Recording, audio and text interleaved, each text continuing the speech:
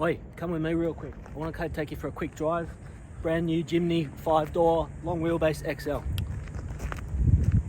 But before we do go for a drive, let's just do a quick lap of the car, see what we're working with. Head unit is best described as bare bones. It has Bluetooth connectivity, but no sat nav, no Apple CarPlay. Got DAB, which is something I guess, but it's not going to set the world on fire. Who buys a Jimny for a head unit? Absolutely nobody. Let's move on. Do you like your skirt short and your low range to come in levers? Yeah, baby. Cup holders. I'm filming from the back seat because these things may as well be in the back seat. They are not that useful. Not heaps of room, but you know, fair chunk. Seats do fold flattish, giving you a fair bit more room for touring, especially if you're just two people. Dog bed here, fridge there, swag along the back. Robert's your father's brother. Same engine as in the Shorty. Much like my father describing my ballet recital when I was 6, it's adequate. Being 15-inch alloys and 195/80 Bridgestone tyres as stock. You know, they're HTs. Still the same, let's be honest, not great radius arm suspension. Drag link and tie rod are not exactly parallel, which will add bump steer. Radius arm geometry is mediocre at best. Here you can see the sway bar link is made out of freeze-dried pasta. But you know, hey, it's a solid axle, little front diff and a little modification, little lift, little bit of aftermarket trickery will be a weapon. Moving out back, got the same radius arm setup. Now, you know, say what you want, but radius arms at best are a compromise. At worst, they suck. Not that it's uncommon these days, but no front or rear recovery points. Closest we get is this tie down point. Please don't recover off that if you own a Jimny. Look, full disclosure, I'm actually at the Jimny launch, and I've just ducked away with this car, so hopefully I don't get in trouble. The extra wheelbase you can really notice is so much less twitchy than the Shorty. It's really a good thing that extra wheelbase. First impressions of the engine. Look, it doesn't suck, you know, it's got plenty of, it's what you'd call zippy, you know, it's you know, screaming for a turbo, but how many late model petrol engines are not? I love that it is a manual. I love that you can still get a manual. It's really not too many vehicles where that's a possibility these days, so I'm very much a fan of that. It's got a lot of good stuff going for it, stuff that you don't see in modern cars.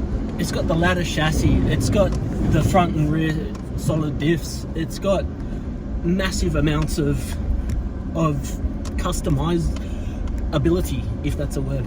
Look, it's everything you love about Zooks, you know, it's nimble, it's lightweight, it'll be a weapon on the sand, it's revvy, fairly economical. Look, we've been doing a lot of low range, so we're averaging around 15 litres, but that is a lot of low range, a lot of high rev driving, so I imagine it would come down fairly significantly under normal driving. Interior is actually kind of reminiscent of a Jeep Wrangler, really, and in many ways that's probably the closest vehicle to compare this to, is a two-door Jeep Wrangler.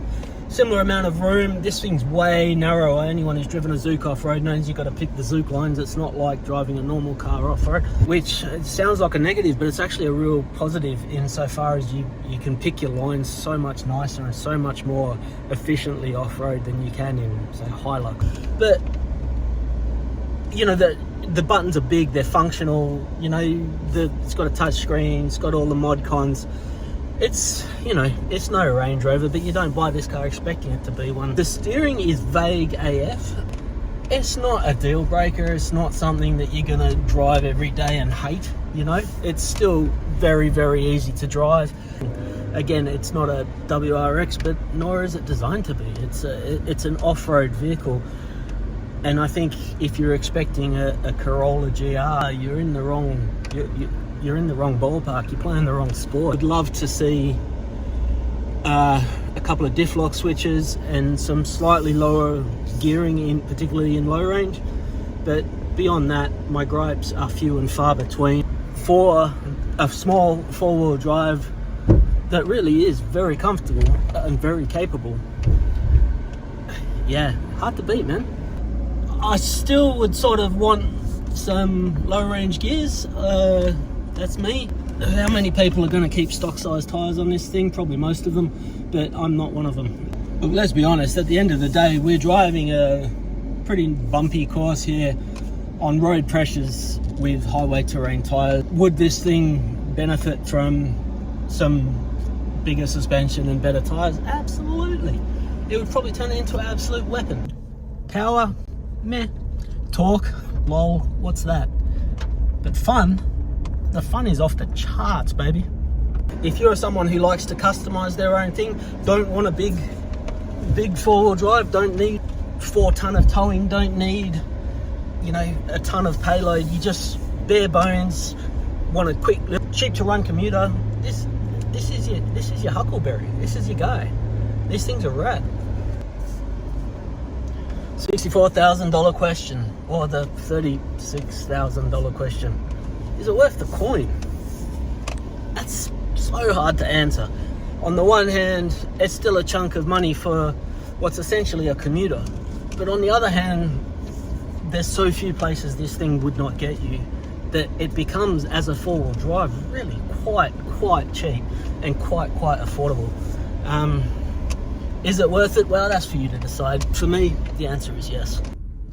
To sum up, it's a relatively cheap car that could take you relatively anywhere. And you know, as a four-wheel drive publication, we like that.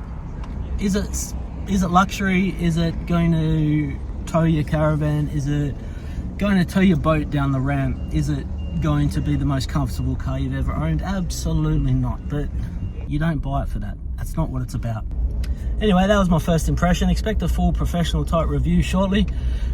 Keep your eyes glued. Unsealed4x4.com.au.